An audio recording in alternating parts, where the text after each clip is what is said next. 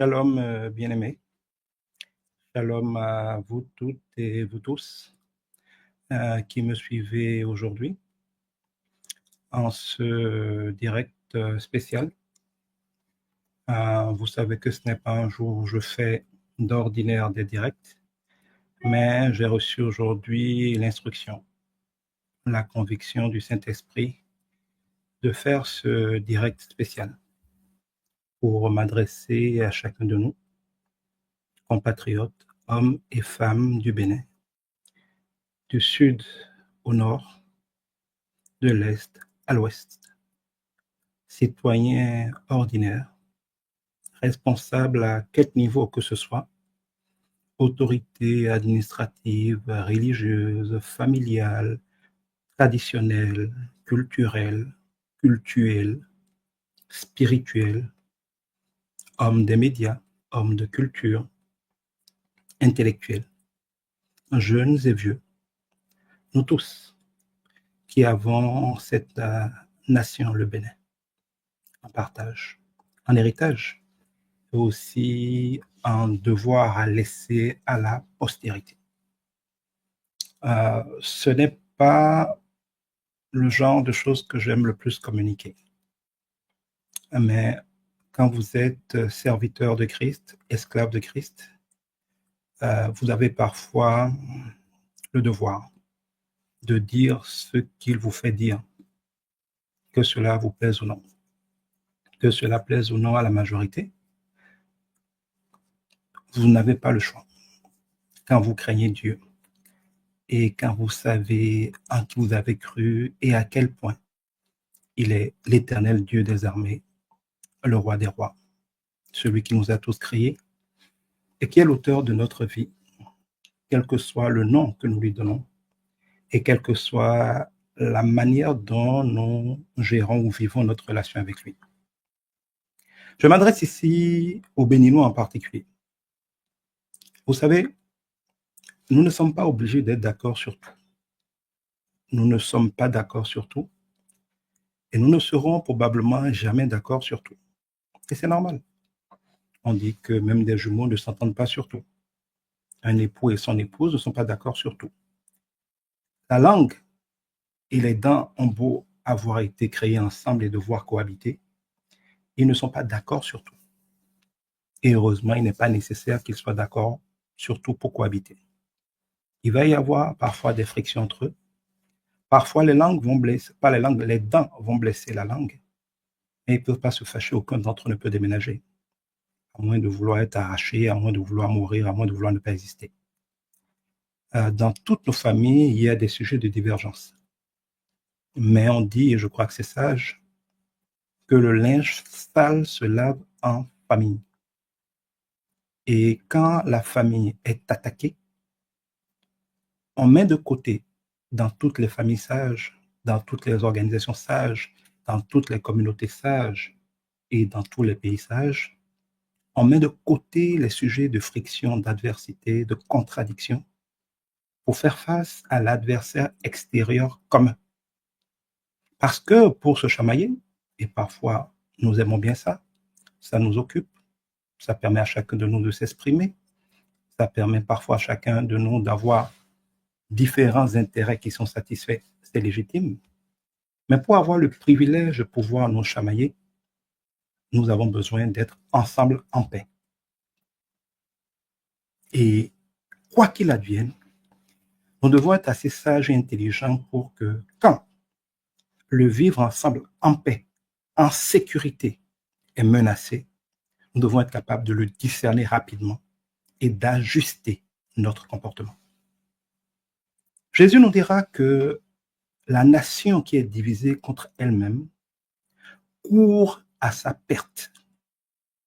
Il n'est pas possible d'être divisé contre soi-même, de ne pas être d'accord ensemble quand on doit faire face à quelque chose d'extérieur et de s'en sortir. Et il est démontré que dans l'histoire, beaucoup de batailles de guerre ont été gagnées à cause de ce qu'on appelle la cinquième colonne, c'est-à-dire que l'adversaire est dehors, mais à l'intérieur, il y a des gens qui, sans être conscients de tout ce que cela implique, sont tellement préoccupés par le fait que quelqu'un bouge afin qu'il s'asseye par le fait qu'ils ont besoin aussi de se mettre en position, d'agir, qu'ils pensent que toute alliance est bonne et que tout est permis pour peu qu'on atteigne son objectif de pouvoir avoir ce qu'on veut.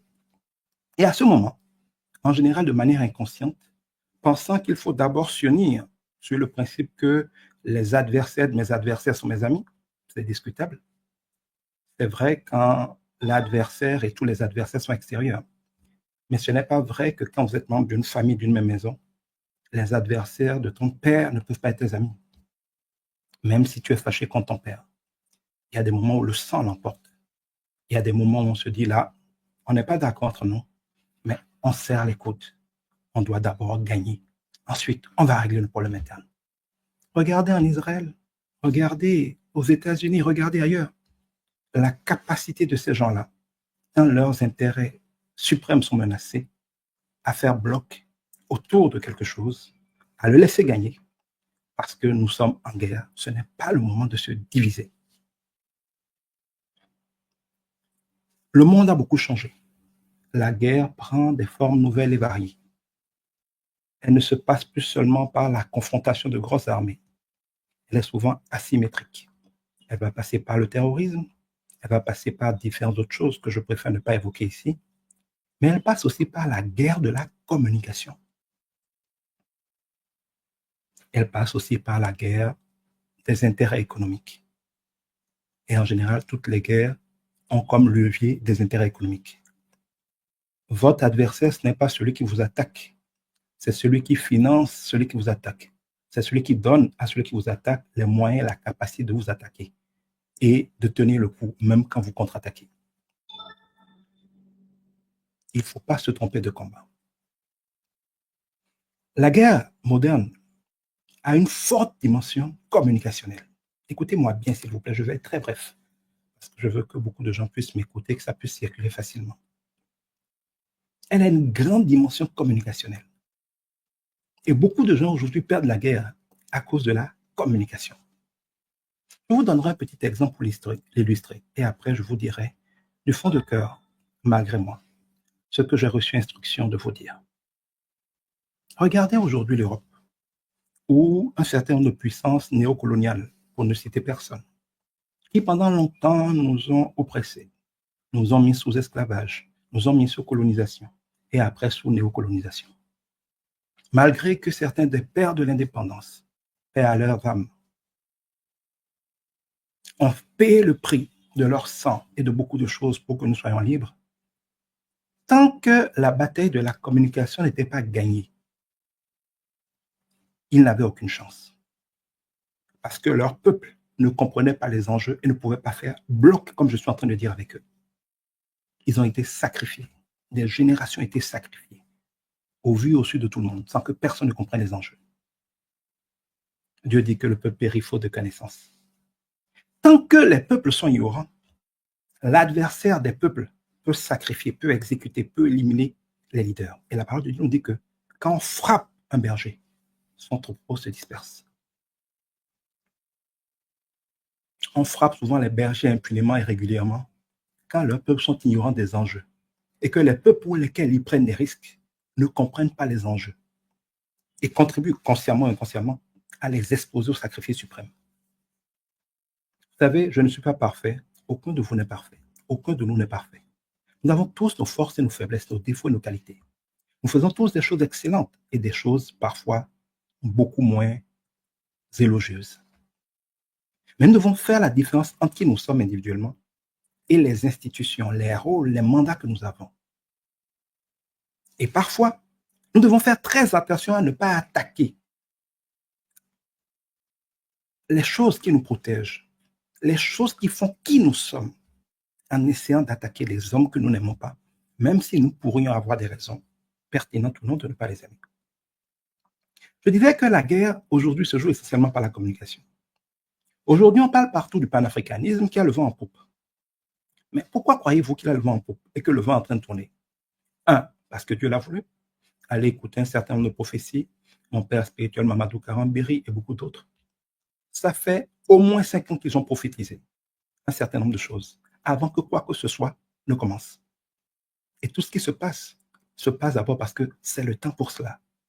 Quand l'heure de quelque chose sonne, Dieu, le maître des temps et des circonstances, dispose les temps, les circonstances, les alliances, tout ce qu'il faut pour que les choses se fassent. À ce moment, les êtres humains ne sont que des pions sur l'échiquier de Dieu. On a l'impression que les hommes manœuvrent, que les pays manœuvrent. Mais dans une certaine dimension, ils font ce que Dieu leur permet de faire, parce qu'il est le temps pour Dieu de faire arriver quelque chose. Mais l'une des choses qui fait qu'aujourd'hui le panafricanisme a le vent en poupe et a une relative efficacité, c'est quoi? C'est les médias sociaux qui ont déporté la guerre et ses enjeux dans la communication publique. Pendant longtemps, sur des questions comme les monnaies, bref, les nombreuses questions du néocolonialisme, la majorité des peuples ne comprenaient rien et n'avaient pas accès à la vérité. Même ceux qu'ils comprenaient étaient minoritaires et n'auraient jamais eu accès aux outils de communication leur permettant d'être entendus et compris par la majorité. Tant qu'il en était ainsi, aucun chef du peuple qui veut se libérer ne pouvait prendre des risques sans être crucifié. Les Blancs ont eu la gentillesse de créer les réseaux sociaux que nous connaissons et de démocratiser, de libérer le pouvoir de la parole. Ils l'ont fait pour atteindre certains objectifs, mais comme il n'y a pas de crime parfait, ils ont ainsi permis que tout le monde, y compris les peuples qu'ils oppressaient et exploitaient, ait désormais un outil pour se faire entendre et pour rapidement diffuser, faire comprendre certaines choses. Sans citer de nom, vous allez voir que aujourd'hui, le chef d'un pays néocolonial peut réunir ses ambassadeurs, peut réunir ses généraux, dire quelque chose de stratégique dans la guerre d'influence, et la même journée, le monde entier est informé, et les gens qu'ils s'apprêtaient à recoloniser ou à remanipuler sont informés, réagissent. Ça fait un tel tollé que même s'ils veulent agir, ils ne peuvent plus agir comme c'était prévu parce que le plan est connu avant de passer en phase exécutoire. Ce n'est pas arrivé une fois, ce n'est pas arrivé 2 fois. Ça arrive tous les jours aujourd'hui. Je ne sais pas si vous suivez les choses. Des généraux de grands pays qui ont toujours dominé nos pays font des réunions entre eux dans des cercles. Ils participent à des débats dans des médias chez eux. Ils disent les choses qu'ils ont toujours dit entre eux que nous ne sommes pas censés savoir. Ils se parlent entre eux, ils parlent à leurs opérateurs économiques, ils parlent à leurs députés. Ils répondent parfois en privé à des questions des commissions de sécurité de leur Parlement, donc ils sont obligés de parler. C'est des choses qui sont normalement secret défense. Mais quelques minutes après, le monde entier est au courant, y compris les gens dont il parlait.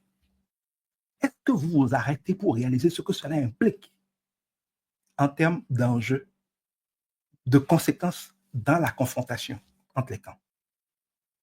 Croyez-moi, l'une des choses par lesquelles aujourd'hui les néocoloniaux ont du mal, c'est que les réseaux sociaux et la facilité de communiquer ne permettent plus à beaucoup de conspirations stratégiques qui devraient rester secrètes pour réussir, de rester suffisamment secrètes pour réussir. Et c'est ainsi que beaucoup de choses tombent à l'eau. Nous en allons grâce à Dieu. Qu'est-ce que j'essaie de vous dire? Et je vais aller droit au but. Notre pays, le Bénin, est dans une position très stratégique sur le continent africain. Je ne vais pas entrer dans tous les détails géopolitiques, mais nous avons un petit pays, mais grand en enjeu, en potentiel, en intérêt stratégique. Si nous, dans notre apitoiement sur nous-mêmes, nous n'en connaissons pas la valeur, certains en connaissent la valeur éminemment stratégique. Et si nous faisons comme s'il n'y avait pas grand-chose ici, il y a des gens prêts à tout pour mettre pied ici et pour conquérir toute ou partie de notre territoire. Il n'y a rien de moins sage que d'avoir des choses importantes qui ont de la valeur, mais de les banaliser tellement qu'on ne se donne pas les moyens de les protéger. J'ajoute, au prix de notre sang si c'était nécessaire. Parce que des gens qui ne sont prêts à payer aucun prix pour protéger ce qui leur semble cher ne méritent pas de le conserver. Le monde entier, avec les guerres asymétriques, connaît une recrudescence d'attaques terroristes. Notre pays n'y échappe pas, même si chaque pays a sa réalité, son contexte et des enjeux. Mais ce pourquoi je m'adresse à vous aujourd'hui est le suivant. Vous le savez, je ne suis pas un partisan du président Patrice Talon, pas plus d'ailleurs que de son opposition.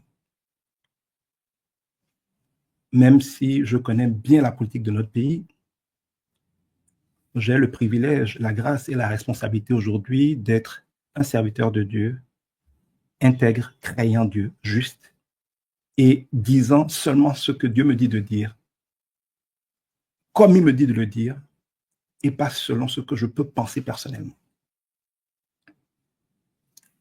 Il y a des règles spirituelles qui font par exemple que même si ton père a tort, tu ne peux pas lui manquer de respect.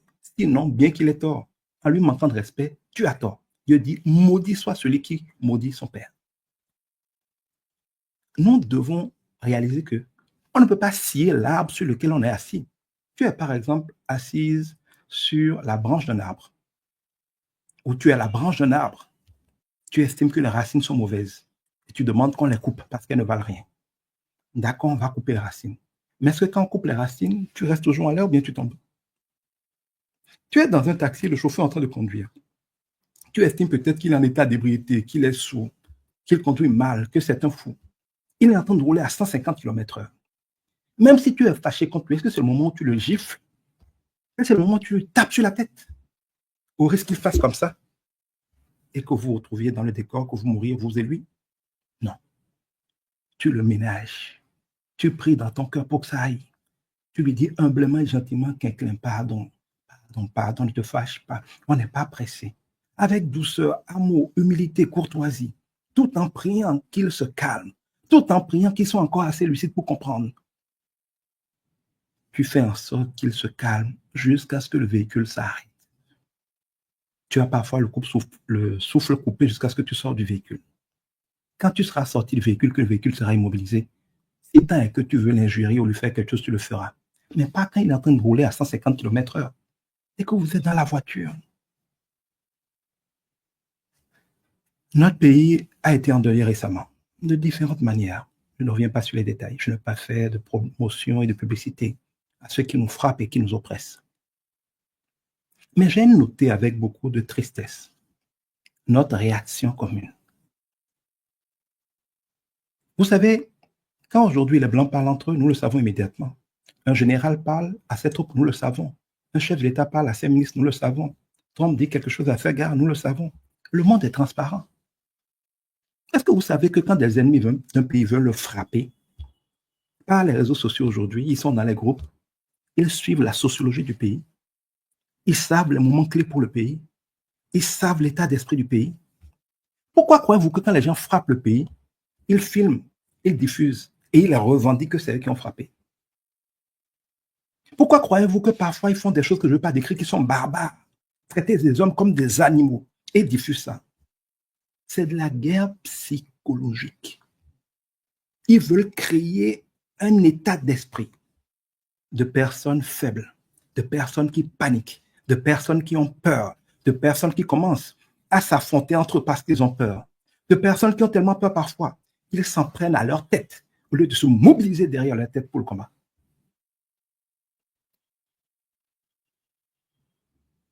Et ils suivent la réaction que cela produit. Si vous êtes en train de vous battre avec quelqu'un et que quand vous donnez des coups, vous sentez qu'il encaisse bien le coup, cela vous démoralise. Et plus vous donnez les coups, plus vous sentez qu'il encaisse les coups sans être ébranlé. À un moment, c'est votre endurance ou votre énergie, votre enthousiasme, votre zèle à l'attaquer qui commence à prendre un coup. Vous vous posez des questions, vous vous demandez si c'est la bonne formule. Mais si quand vous frappez quelqu'un, il commence à pleurer, vous frappez quelqu'un, il commence à se lamenter, qu'est-ce que vous vous dites? Que si on frappe un peu, si on frappe un peu plus fort, dès qu'on voit ces gens-là réagir, ils vont paniquer, ils vont faire la bêtise, on va pouvoir terroriser, on va pouvoir leur faire mal. Quand vous prenez des pays comme la Russie, comme la Chine, quand ils sont en guerre, même quand des milliers de soldats meurent, personne ne se plaint. Personne n'ose dire, peut-être parce qu'ils n'ont pas le choix, que si c'est ça, il faut peut-être arrêter la guerre.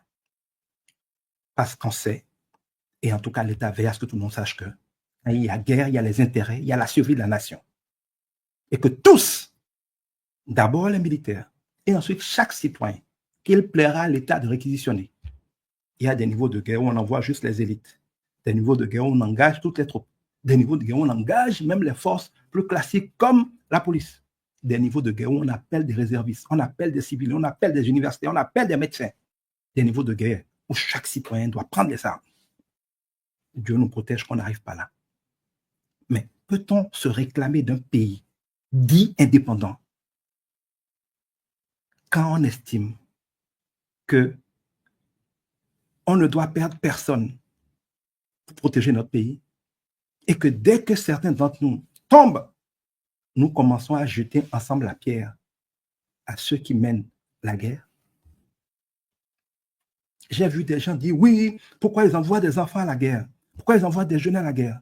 Mais c'est des vieux de 50 ans qui ne peuvent plus courir, qui ont eu le temps, comme moi, de développer leur bedaine, qui ne peuvent plus, quoi qu'on dise, à 50 ans. Pourquoi dans tous les sports, à un certain âge, même les meilleurs joueurs du monde ont les mains à la retraite pour faire d'autres activités? C'est des vieux qui doivent aller au combat? Non, nous savons tous que plus on est jeune, plus on est fort.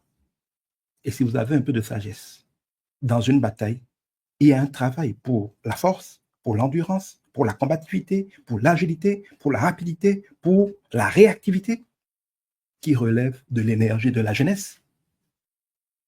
Et il y a un travail de stratégie, de coordination, de management, de mobilisation, de gestion, qui relève d'élites plus expérimentées, qui n'ont plus toujours la capacité d'être les meilleurs physiquement, mais qui doivent assurer un rôle de coordination de gestion, chacun dans son rôle. Ce n'est pas parce que nos frères, nos sœurs, nos enfants sont victimes de la bataille pour notre survie à tous que chacun peut s'autoriser le droit de devenir un expert en sécurité. C'est aussi l'un des problèmes dans le pays. Chacun parle de choses auxquelles il ne comprend rien. Ce n'est pas parce que les réseaux sociaux sont là pour parler qu'il est sage de parler de choses qu'on ne comprend pas. Dans certains pays que je ne citerai pas, vous voyez les gens dire on s'approche d'une élection. L'opinion publique n'est pas favorable à la guerre. Quand ils voient les cercueils de leurs soldats revenir, ils sont découragés, ils vont mettre la pression sur le gouvernement. À la prochaine élection, ils vont changer le gouvernement. Conséquence, à l'approche des élections, les ennemis du pays multiplient les attaques pour créer le maximum de victimes parce qu'ils savent que ce pays-là est dirigé par des gens qui sont manipulés, qui sont sous l'influence de leur opinion politique ou opinion sociale, opinion publique. Et que si l'opinion publique est assez marquée pour mettre la pression aux dirigeants, on va avoir soit des concessions, soit des négociations, soit des laissés-faire. Et même si les dirigeants sont au début forts, ils sont forts pour la nation. Ils ont l'impression que tout le monde unanimement leur dit qu'ils ont tort. Ou ils capitulent, ou ils sont moins zélés, ou ils savent plus quoi faire. Parfois, vous devez faire des opérations audacieuses dans des confrontations, en vous disant, ça va marcher, sinon on aura essayé. Mais quand l'opinion publique met trop de pression sur vous, c'est inconscient, vous avez peur de prendre certains risques. Ce que j'essaie de vous dire, c'est qu'on ne peut pas être attaqué. Qu'on aime ou pas le chef de l'État, qu'on aime ou pas le pouvoir en place, et que, comme des enfants, excusez-moi, ne réalisant pas les enjeux, nous lancions la pierre au chef des armées, à ceux qui mènent la bataille, à ceux qui sont en première ligne pour nous défendre. C'est sûr qu'ils ont fait des erreurs comme nous en faisons tous. C'est sûr qu'on peut faire mieux. Chacun de nous peut faire mieux à son niveau. Mais ils sont là à prendre des risques. Ils sont là à faire de leur mieux. Nous pourrions prier pour qu'ils soient plus sages. Nous pourrions prier pour qu'ils aient davantage de moyens. Nous pourrions prier pour qu'ils comprennent mieux les enjeux. Nous pourrions prier pour qu'ils soient plus forts, plus endurants, plus motivés. Nous pourrions prier selon chacun ce en quoi nous croyons, pour mettre le pays sous le sang de Christ Jésus, pour invoquer la protection à nos frontières, pour demander à Dieu de les rendre invincibles. Nous pourrons prier pour qu'ils discernent les enjeux, qu'ils soient forts, qu'ils soient galvanisés. Mais ce n'est pas le moment de les maudire. La vie et la mort, la victoire et la défaite sont au pouvoir de nos langues. Quand le chef suprême des armées, quand le chef de l'État, jusqu'à nouvel ordre que ça nous plaise ou non, quand le père de la nation est confronté à un défi, je ne dis pas qu'il est parfait, qu'il a tout fait bien, mais dans ces circonstances, ce n'est pas le plus important. Et qu'ensemble, parce que nous avons peut-être des différends avec lui, nous maudissons ce qu'il représente dans le combat. En oubliant que nous sommes dans un combat, nous nous maudissons. Quand nous l'affaiblissons, nous nous affaiblissons. Et ce n'est pas entre nous. À cause des réseaux sociaux, c'est au vu du monde. Les gens à l'extérieur vont dire, leur pays est frappé, ils sont ébranlés, ils paniquent, ils ont peur. Si vous êtes celui qui frappe, c'est une incitation à refrapper. Quand tu es un boxeur, que tu donnes un coup, et que tu vois que le gars est branlé, si tu es un bon boxeur, tu ne donnes pas de répit. Tu enchaînes pas, tu te dis, c'est le moment de faire le chaos. Il y a des choses que je voudrais ne pas dire, mais de grâce, prendre son téléphone, l'allumer, pouvoir faire des directs, pouvoir parler, est un privilège. Mais ne l'utilisons pas pour nous suicider, pour tirer dans nos propres pieds. Il y a des enjeux géopolitiques. Il y a des choses qu'on peut peut-être faire mieux. Encore qu'il y a une chose que je vais vous dire. Nous jetons souvent la pierre aux autorités sans aucune compassion. Vous avez un chef de l'État, par exemple, pour ne donner que cet exemple. Les gens pensent que c'est quelqu'un qui a les pleins pouvoirs, qui fait ce qu'il veut comme il veut. Et que ce qu'il ne fait pas, c'est simplement qu'il ne le veut pas. Et ce qu'il fait, c'est parce qu'il le veut. C'est faux. Il y a des choses, effectivement, qu'un chef de l'État fait parce qu'il le veut. Mais la plupart des choses qu'un chef fait, c'est la synthèse entre ce qu'il aurait voulu et ce qu'il peut. C'est ce qu'il a trouvé de mieux entre ce qu'il aurait souhaité, les moyens qu'il a, les contraintes qu'il a, les pressions qu'il subit, les marges de manœuvre qu'il a. Quand vous êtes au-dessus d'un immeuble, vous voyez des choses dans la ville que celui qui est au rez-de-chaussée ne voit pas. Quand vous êtes en position d'un chef de l'État, vous savez des choses, vous recevez des pressions, vous avez des informations, vous avez des choses que les autres ne savent pas. Et qui détermine ce que vous croyez pouvoir faire, ne pas pouvoir faire, et les décisions que vous prenez. Et on ne veut pas toujours venir tout expliquer. Parce que comme je l'ai dit, si vos moindres manœuvres sont connues dans les réseaux sociaux de votre pays, ils sont connus dans le monde entier, compris par vos adversaires. Alors, on a lancé telle chose, on a pris telle disposition, on a tel nombre d'hommes dans telle unité. Personnellement, je ne pense pas qu'on fasse la guerre en informant constamment le monde de ce qu'on fait, de ce qu'on a, et de comment on a réagi, et de qu'est-ce qu'on va faire. Il ne me semble pas sage de montrer à l'adversaire à quel point il vous fait émotionnellement et moralement mal quand il a frappé. J'ai vu des gens dans notre pays dire, si c'est ça, nos enfants n'ont qu'à quitter la guerre, ils n'ont qu'à fuir le terrain, pourquoi on envoie nos militaires mourir? Mais si on n'envoie pas nos militaires mourir, qui on va envoyer mourir? Nos femmes, des marchés? Ou bien nos fillettes? Quand il y a une crise sanitaire, une épidémie, ceux qui sont médecins, qui ont prêté le serment d'Hippocrate, ont prêté serment qu'au péril de leur vie, quoi qu'il leur en coûte, 24 heures sur 24 si c'est nécessaire, ils s'engagent à se rendre disponibles pour soigner. Certains meurent d'infections, de contaminations et d'autres choses. Rien n'arrive si Dieu ne le permet. C'est leur vocation, c'est l'engagement qu'ils ont pris devant Dieu et leur nation. Les enseignants subissent tous les jours des choses pas possibles. Dans leur vocation, dans leur sacerdoce, de bâtir l'élite de l'avenir. Ils ne peuvent pas démissionner parce que c'est trop pénible. Quand les serviteurs de Dieu comme nous, vous savez les démons, les forces de l'enfer que nous affrontons parfois en essayant d'intervenir dans la vie de quelqu'un. Vous savez les dégâts dans nos propres vies que nous avons parfois comme balles perdues, comme on dit, de certaines batailles spirituelles qu'on fait pour un enfant spirituel. Vous ne pouvez pas démissionner pour autant, c'est votre vocation. Si on est chef de l'État, on prend le risque d'être injurié, d'être méprisé, d'être combattu, d'être critiqué, parfois d'être victime d'un coup d'État. Il y a des chefs d'État qui sont morts en fonction. Mais au péril de leur vie, on les aime pas. Ils ont prêté serment de défendre la nation. Un militaire a prêté serment, je veux croire en toute connaissance de cause, pour dire, moi, je veux vivre pour défendre par les armes ma nation. Il a les armes pour ça. On l'honore pour ça. On l'équipe pour ça. On le forme pour ça. En temps de paix, on le paye pour ça. Si ce n'est pas souhaitable, des situations de confrontation doivent arriver. C'est avec fierté qu'il doit aller au combat. On se vante souvent d'être le pays des Agouji. Mais les Agouji étaient des femmes qui allaient au combat pour vaincre ou mourir. Et toute armée. Pourquoi les commandos sont terribles? Pourquoi les gars du GIGN sont terribles? C'est des gens qui font le serment de triompher ou de mourir.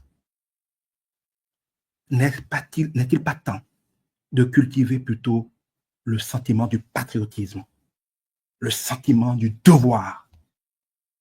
Il y a des gens qui sont morts pour que nous soyons libres au Bénin aujourd'hui. Des gens morts politiquement, des gens morts dans l'agression du 16 janvier, des gens morts à différents moments. Ce n'est pas souhaitable Mais on ne peut pas, parce que nous avons perdu des compatriotes au front, dans une confrontation avec l'ennemi, commencer à jeter la pierre à l'autorité, au pays, comme si il devrait se débrouiller pour que personne ne meure. C'est l'objectif. Mais on ne peut pas demander à ceux qui dirigent la nation de se débrouiller pour que personne ne meure, ou alors qu'à chaque fois que quelqu'un meurt, on se mette ensemble pour le lancer la pierre. Nous citons souvent des cas comme le Burkina Faso, avec le jeune capitaine que tout le monde admire. À juste titre, vous savez le nombre de personnes qui tombent là-bas? Mais quand ils tombent, on va féliciter ceux qui ont survécu, on présente les condoléances aux autres, on les honore, mais on le fait avec on cultive le patriotisme, on cultive la fierté d'être mort à la nation. Dans ces gens qui nous attaquent, les gens sont configurés, souvent pour des raisons que je ne vais pas évoquer ici, pour être quasiment fiers de mourir. Comment croyez-vous qu'on a des kamikazes? On a des kamikazes parce qu'on a configuré des gens pour dire, même s'il faut mourir, la cause en vaut le coup. Je ne crois pas qu'ils aient raison. Mais si l'adversaire vient en étant capable de s'auto-détruire, de se suicider pour marquer un coup, et que vous, à chaque personne qui tombe, vous pleurnichez, croyez que quand ça, c'est sur les réseaux sociaux, et que ça, c'est dans le monde en général, et qu'on sait que tel pays a été attaqué, tout le monde est apeuré, tout le monde a peur, tout le monde est traumatisé, vous croyez que ce faisant, on met juste la pression sur le gouvernement? Nous nous exposons. Notre pays n'est pas très grand. Hein? Je vois certains faire comme si c'était juste une question de telle ville, c'est une question de frontière. Que Dieu nous en garde. Aucun main de sang nous éclabousse, comme le dira feu Isidore de Souza. Mais c'est nous tous qui sommes concernés. Ce qui frappe aujourd'hui une partie du pays peut en frapper une autre. Ce qui frappe aujourd'hui en haut peut frapper au milieu, peut frapper en bas. Personne n'est à l'abri. Et ce n'est pas quand vous vous sentirez personnellement concerné qu'il faut réagir. C'est quand le premier centimètre carré de votre pays est concerné qu'il faut réagir pour ne pas avoir un jour à réagir quand c'est à votre porte. Chacun de nous a son bord politique. Chacun de nous a des raisons d'aimer ou de ne pas aimer tel ou tel. Mais je viens vous supplier. Une nation divisée contre elle-même court à sa perte. En plein combat, le chef suprême des armées, le chef du gouvernement, le chef de l'État, le chef du gouvernement, le père de la nation, même s'il n'est pas parfait comme chacun de nous, il est celui qui incarne notre unité, celui qui a l'onction, les moyens et le devoir, la mission de nous protéger. Ce n'est pas maintenant qu'on lui jette la pierre. En tout cas, pas sur des questions sensibles comme celle-là. Ce n'est pas le moment de se comporter comme la cinquième colonne de l'ennemi. Je voudrais vous dire quelque chose. Regardez ce qui s'est passé en Libye, ce qui s'est passé avec la Syrie, ce qui s'est passé avec l'Irak. Il y a des gens qu'on appelait des opposants. Ils avaient peut-être leur raison de s'opposer à ces dirigeants. Mais parce qu'ils savaient qu'ils ne pouvaient gagner autrement, ils ont été tentés de faire alliance avec le diable au travers de certaines puissances étrangères pour faire tomber celui qu'ils appelaient le dictateur. Ils pensaient que dès que ces dictateurs tomberaient, ce seraient eux qui allaient pouvoir régner. Ils n'ont pas hésité à vendre leur patrie parce qu'ils voulaient que quelqu'un bouge. Mais partout, quand ce quelqu'un a bougé, tout s'est écroulé, tout a explosé. Et les gens qui ont conçu ça, les gens qui ont coopéré pour ça, en ont été les premières victimes. Quand on est sage, quand on craint Dieu, on ne doit jamais de manière directe ou indirecte prêter flanc, être complice passif ou actif avec les forces qui attaquent notre nation. Le linge sale se lave en famille. Si nous avons des suggestions à faire, faisons-le entre nous, de manière aussi discrète que possible, parce que les réseaux sociaux, c'est le monde aujourd'hui. Il ne faut pas écrire quelque chose sur les réseaux sociaux en pensant qu'on s'écrit au Bénin. Vous écrivez quelque chose sur les réseaux sociaux, vous l'écrivez à tout le monde. Et les adversaires le lisent avant vous-même. Si vous avez des suggestions à faire, la présidence de la République est là, envoyez un courrier. Le ministère de l'Intérieur est là, l'état-major est là. Il y a des choses quand on veut aider son pays. On dit, ah, on ne sait jamais. Moi, je suis un sociologue. Je connais telle chose dans la zone. Est-ce que vous pouvez considérer telle chose? Je suis disponible pour vous aider. Ah, moi, j'ai connu telle chose. Je sais telle chose. Qu'est-ce que vous en pensez? En secret, discrètement, on mobilise en l'adressant à qui est en situation d'en faire quelque chose, pas juste aux gens qui vont bavarder dans la rue ou dans les émissions, dans les plateaux télé. Les contributions qu'on peut. Si on estime que son pays fait mal quelque chose, on attire l'attention de qui de droit là-dessus et on fait des suggestions. Parce que vous savez, il y a des choses que nous avons parfois comme contribution, mais qui ne sont pas acceptées par l'autorité parce qu'elles viennent comme une critique. L'autorité, comme chacun de nous n'aime pas être critiqué, quand on le critique, balaye. Mais il y a des choses que quand vous le dites humblement, en privé, sous la forme d'un conseil, d'une fiche, l'autorité peut la considérer. Même si vous n'aimez pas l'autorité, tant que c'est lui qui est le chef de la nation, par amour pour le pays, faites le pardon. Je voudrais remercier les rois, les responsables des différentes religions, tous les dignitaires, les hommes de médias, les hommes de culture, les artistes. C'est nous qui faisons l'opinion. C'est nous qui faisons la psychologie de nos compatriotes. Nous avons un devoir de faire la part des choses.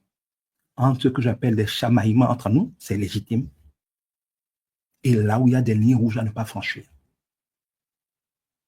On dit qu'il ne faut pas envoyer les enfants à la guerre. C'est les vieux qu'on va envoyer à la guerre. On dit que les soldats n'ont qu'à se rebeller, quitter le front. S'ils se rebellent et quittent le front, c'est toi qui vas aller au front. Si les soldats s'associent là, quittent le front, descendent, et que les terroristes les suivent, toi qui es à Cotonou, qui penses que tu es protégé, toi qui es à Porto-Novo, qui penses que ça ne te concerne pas, toi qui es à Bomé, qui penses que ça ne te concerne pas, si comme suivant l'humeur de certains qui n'ont pas réfléchi loin, les hommes en armes se laissaient victimiser par l'opinion publique, parce que vous savez, les soldats sont des êtres humains. Ils ont des familles, ils ont des frères, ils ont des sœurs, ils ont une femme. Et quand une partie d'entre eux est frappée, le de dire, nous sommes fiers de vous, vous êtes morts pour la nation, que Dieu vous bénisse, nous prions pour vous, rien ne manquera à vos enfants, que chacun les soutienne et que les familles de ceux qui sont tombés se sentent des héros et que ceux qui sont encore vivants se sentent des héros, voyant comment les autres sont honorés, soient prêts à mourir pour leur passion, leur pays, se disant qu'au moins ça a un sens. Ils sont ainsi galvanisés par la nation, que partout un militaire passe, les gens le saluent, les gens le félicitent, nous sommes fiers de vous, vous vous battez pour nous, que Dieu vous bénisse. Si nous nous concentrions pour faire ça, même à la guerre, même au front, on a vu des situations, je ne veux pas dire où, mais quand ça a commencé à tirer, des gens se sont cachés, ont enlevé leur uniforme, se sont cachés sous les voitures, se sont cachés, sont entrés dans la maison en jouant les civils. Mais quand c'est comme ça, ce n'est pas le chef de l'État qui est en danger, c'est les citoyens. Entre nous, si ça chauffe, ça arrive à un certain niveau, un chef, c'est facile pour lui de fuir. Mais les gens comme nous, là, vous allez fuir pour aller où? Non. Nous devons faire en sorte que nos forces de défense et de sécurité soient fières, soient motivées, soient galvanisées, soient combatifs. Et aille à la guerre en étant prêt à mourir. On ne peut pas faire une guerre quand on considère que mourir, c'est une catastrophe. Mourir est toujours mauvais. Mais personne ne peut gagner une guerre. Et il affiche au monde que lui, sa psychologie de guerre, c'est que personne ne doit tomber. Je ne sais pas si c'est moi qui suis fou, mais ce n'est pas possible. Ce n'est pas possible d'aller à la guerre en affichant, dites-moi, vous qui me suivez là, chez TikTok, si c'est moi qui suis fou. Peut-on aller à la guerre en se montrant comme une opinion publique où chaque personne qui tombe nous fait pleurer, nous fait nous victimiser, nous fait souhaiter que la guerre s'arrête, nous fait souhaiter qu'on replie tous nos enfants, nous fait jeter toute la pierre au chef de l'État? Ça, vous croyez qu'avec ça, quelqu'un peut gagner une guerre? La guerre n'est pas un jeu vidéo. Hein. La guerre n'est pas un jeu vidéo. Regardez au Vietnam, regardez au Cuba. Une armée, un petit pays, peut battre l'armée la plus puissante du monde. Si le mindset du combat, du sacrifice, du patriotisme est là. Mais pas si à chaque victime on pleure. Les Blancs font certaines choses avec leurs réseaux sociaux. Nous avons le devoir d'être plus sages. Il y a nos pères qui sont là, il y a nos vieux qui sont là, il y a des sages dans nos pays. De grâce, réveillez-vous, parlez à nos enfants, parlez à notre génération. On ne peut pas survivre comme nation quand on affiche au monde qu'on n'est pas prêt à se battre pour la nation. Et même si quelqu'un n'aime pas le chef de l'État, je ne suis pas de ses amis, tant qu'il est le chef de l'État, nous serions idiots de lui jeter la pierre en plein combat. Et croyez-moi, ce n'est pas un petit combat. Il y a beaucoup de choses que je me garde de dire. Attention, attention. Ça n'arrive pas qu'aux autres. Ça n'arrive pas qu'aux autres. Ça n'arrive pas qu'aux autres. Et il ne faut pas jouer avec le feu pour crier ensuite au feu. Faites de l'adversité politique si vous voulez. Mais il y a des sujets sur lesquels il doit y avoir une discipline absolue, une mobilisation générale. Même quand on pense que le chef de l'armée a tort, on ne peut pas dire publiquement, là où l'adversaire nous regarde, qu'il a tort. Parce que l'adversaire qui voit que son adversaire est divisé, est galvanisé, motivé. Oui, il n'y a plus personne pour avoir un peu de sagesse. La guerre n'est pas un jeu vidéo. Je ne veux pas entrer dans certains détails pour ne pas leur faire la publicité. Mais quand vous faites face à des gens qui n'ont aucun bon sens, qui sont capables de tout, qui n'ont rien à perdre, il ne faut pas jouer avec. Nous avons besoin de nous mobiliser. Nous avons besoin de nous soutenir. Nous avons besoin de prier. Bénissez le chef de l'État. Dieu dit que nous devons bénir les autorités, prier pour elles afin de vivre en paix et heureux. Ce n'est jamais aussi vrai qu'aujourd'hui. Vous l'aimez, vous ne l'aimez pas. Tant qu'il est le chef de l'État, vous devez bénir la fonction du chef de l'État si vous voulez vivre en paix ou béni. Vous devez prier que Dieu le rende sage. Le président Patrice Talon, on l'aime ou on ne l'aime pas, est quelqu'un de professionnel, de méticuleux, de rigoureux. C'est un excellent joueur d'échecs. Il est très brillant méthodologiquement.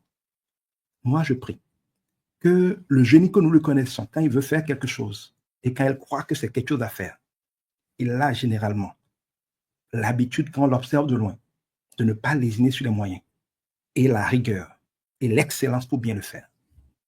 Je prie que Dieu lui donne la grâce de discerner l'énormité des enjeux, que Dieu lui donne la grâce à froid, sans se laisser émouvoir par tout ce qui peut venir comme attaque, de faire méticuleusement, professionnellement, rigoureusement, excellemment ce qu'il faut pour notre défense. Parce que parfois, on peut recevoir tellement de pression qu'on en perd le sang-froid pour calculer, manœuvrer. Et je crois que dans une guerre, celui qui gagne, ce n'est pas celui qui réagit, c'est celui qui prend l'initiative. Ne tombons pas dans les pièges de l'adversaire. Restons mobilisés, d'abord spirituellement. Nous ne sommes pas tous des militaires, mais nous avons tous une bouche. La vie et la mort, ce qu'on appelle le B. Parce que B, si ça, c'est nous, non, ça, c'est le pouvoir que Dieu a donné à chacun de nous. Pas la parole de commander aux circonstances. Que nos paroles soient pour bénir l'autorité et donc la nation, soit pour bénir nos forces armées, soit pour appeler sur elles la force, le courage, l'endurance, la combativité, la sagesse, l'intelligence. Prions pour qu'ils soient bien renseignés. Prions pour qu'il y ait des défections dans le camp ennemi. Prions pour qu'il y ait des gens qui viennent leur donner des informations. Prions aussi pour qu'au niveau sous-régional, les tensions s'apaisent. Je ne veux pas entrer dans cela parce que c'est bien complexe comme enjeu. Pour que les uns et les autres se retrouvent à pouvoir se parler. Et que même si beaucoup de choses divisent certaines choses et certaines personnes, il y ait des intérêts communs qui fassent qu'il y ait des passerelles au moins pour limiter les dégâts parce que tout le monde y gagne. Prions pour que nos autorités, qu'elles soient politiques, diplomatiques et consorts, aient la sagesse qu'il faut pour manœuvrer dans tout cela. Prions pour faire ce qu'il faut comme il faut, sans tapage. On n'est pas obligé de communiquer sur tout. Il y a des choses sur lesquelles il ne faut surtout pas communiquer. De grâce, prions pour notre pays. Ayons un cœur pour notre pays. Encourageons les soldats en les félicitant. Ne les victimisons pas, ne les aidons pas à s'apitoyer sur leur sort, comme si c'était la fin du monde qui ne doit jamais arriver, qu'un soldat meurt au front. Ce n'est pas souhaitable. Mais si nous faisons en sorte que chaque soldat tombé au front soit vécu comme le pire qui puisse arriver à la nation, tellement que ceux qui doivent se battre sont mentalement brisés, comme s'ils étaient des victimes, alors qu'ils doivent être des héros, nous sommes en train de tomber dans un piège. Les réseaux sociaux, je les aime beaucoup, mais ils sont très dangereux. Faites attention. Faites attention. Quant à nos autorités, Je prie que Dieu vous garde, qu'il vous inspire, qu'il vous protège. Je demande pardon pour toutes les fois où nous, en tant que citoyens, nous vous avons méprisé. C'est hélas dans votre vocation. Mais je vous prie de rester concentrés. Ne faites pas parce que l'opinion publique a demandé. Faites parce qu'en votre âme et conscience, sachant que c'est notre pays, le vôtre, celui de nos enfants, et celui pour lequel Dieu vous demandera des comptes. Faites au mieux de ce qu'il faut, comme je sais que vous savez le faire quand vous voulez. Mais gagner, c'est se donner tous les moyens de gagner. Et les moyens que nous nous donnons doivent être fonction des priorités que nous accordons aux choses. Je ne sais pas si on peut prospérer en tourisme, si on peut prospérer économiquement, si on peut prospérer dans l'agriculture, si on peut prospérer dans l'industrie, lorsque des gens nous narguent et disent qu'ils veulent de notre pays comme un couloir de circulation. Si, comme d'autres pays, nous n'avons pas le courage de mettre dans nos ressources, dans nos priorités, le message clair que la protection du territoire, quel qu'en soit le prix, est une priorité absolue et suprême, je crains que nous le regrettions bien vite. Mais dans les manœuvres stratégiques, une chose est de faire la bonne chose, une autre chose est de le faire au bon moment. Quand vous avez un cancer, il y a des traitements qui sont très efficaces quand c'est découvert précocement, mais qui sont inutiles à certaines phases. C'est pareil dans la guerre. Je prie que Dieu nous garde, que Dieu bénisse le Bénin, que Dieu nous donne un cœur patriote, un cœur d'humilité, un cœur qui regarde à Dieu, qui demande à Dieu, un cœur qui, même si nous allons continuer de nous chamailler, c'est normal entre nous, quand il s'agit de l'intérêt national, un cœur qui dit non, personne ne doit faire le jeu de l'adversaire, qui qu'il soit. Et s'il y a des linges sales, il y en a dans toutes les familles, de grâce, lavons-les en famille. Je ne vous dis pas là ce que je voudrais vous dire. Je vous dis là ce que la sagesse divine nous recommande. Je le répète, pasteur, prêtre, imam, chef traditionnel, roi, parents, artistes, hommes de culture, faisons notre travail. Aidons les gens à comprendre. Le Bénin, nous n'en avons qu'un seul. Après le président Talon, il sera là tant qu'il plaira à Dieu, que ça nous plaise ou non.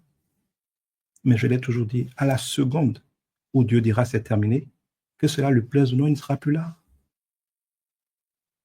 Mais quand un jour le président Patrice Talon partira, le Bénin restera.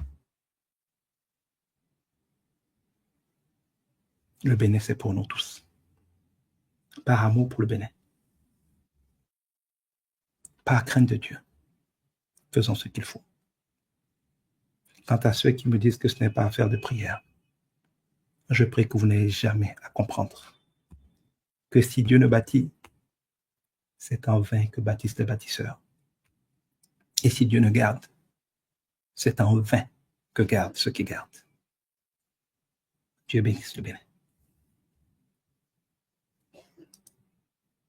Si cet enseignement vous a enrichi et que vous souhaitez écouter davantage le message du pasteur Edgar Guidibi, rejoignez-le sur Facebook, YouTube, TikTok et Telegram.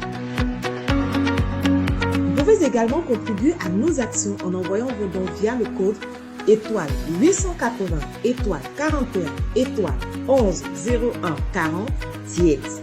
Que la bénédiction de Dieu repose abondamment sur vous.